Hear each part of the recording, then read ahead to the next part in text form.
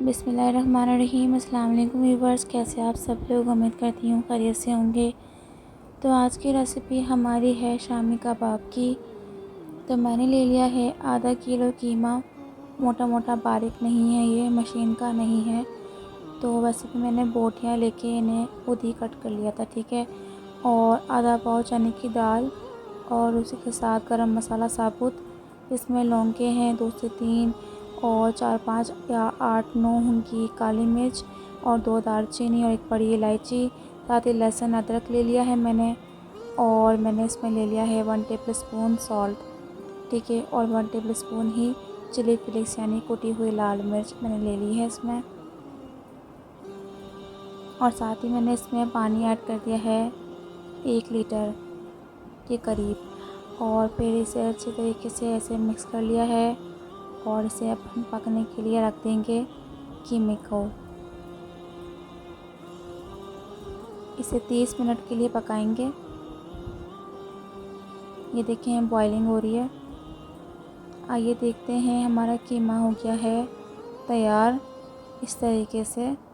اب ہم اسے یہ دیکھ لیں سب کچھ گل چکا ہے، یعنی جو قیمہ تھا وہ بھی اور دال وغیرہ بھی۔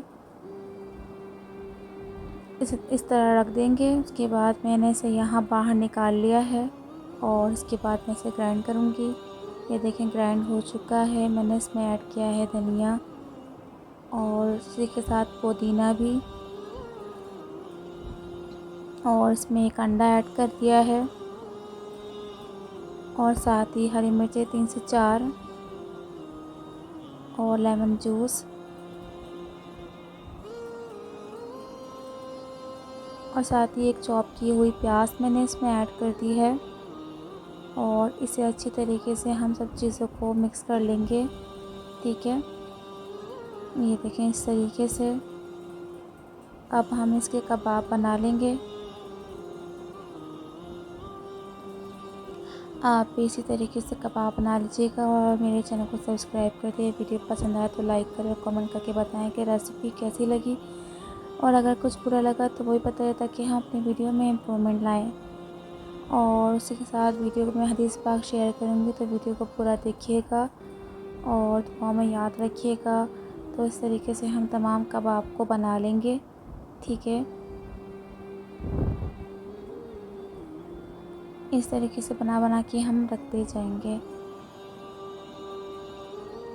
اب میں عید پر اتنا بزی تھی کہ میں یہ ریسیپی ڈال نہیں سکی، یہ عید کی ہی ریسیپی ہے۔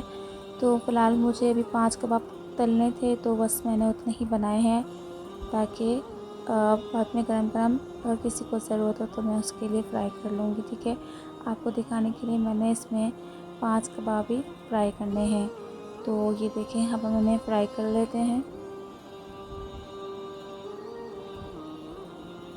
یہ فرائی ہو رہے ہیں، ہم انہیں ٹرن کر دیں گے۔ یہ دیکھیں میں نے انہیں ٹرن کر دیا۔ آج کی شامی کباب کی ریسیپی ہماری ریڈی ہے۔ اسی کے ساتھ آج کی حدیث پاک جو میں نے آپ کے ساتھ شیئر کرنی ہے تو وہ یہ ہے، حضرت جابر بیان فرماتے ہیں، رسول اللہ صلی اللہ علیہ وآلہ وسلم نے سود کھانے والے، کھلانے والے، لکھنے والے اور اس کی گواہی دینے والوں پر لعنت فرمائی۔ ویڈیو پسند آئے چینل کو سبسکرائب کریں، ویڈیو کو لائک کریں، کمنٹ کر کے ضرور بتائیں ریسیپی کیسی لگی۔ دعا میں یاد رکھیں، اپنا بہت خیال رکھیں۔ اللہ حافظ، جزاک اللہ خیر۔